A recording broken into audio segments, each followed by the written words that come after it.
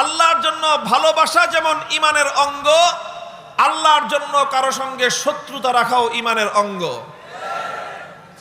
মুহতারাম হাজিরিন, হে মুসলমান ভাইয়েরা, নানা কারণে, নানা ধরনের জাহিলিয়াত, নানা ধরনের মূর্খতা আজকে মুসলিম সমাজকে গ্রাস করে নিয়েছে।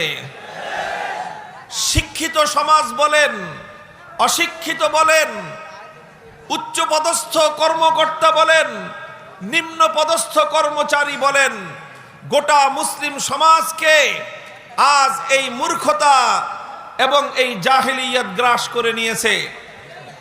সেটা হলো যে আমরা আল্লাহর জন্য ভালোবাসা এটা তো বুঝি, কিন্তু আল্লাহর জন্য শত্রুতা রাখা এটাও যে ঈমানের অঙ্গ সে কথা আমরা ভুলে গেছি।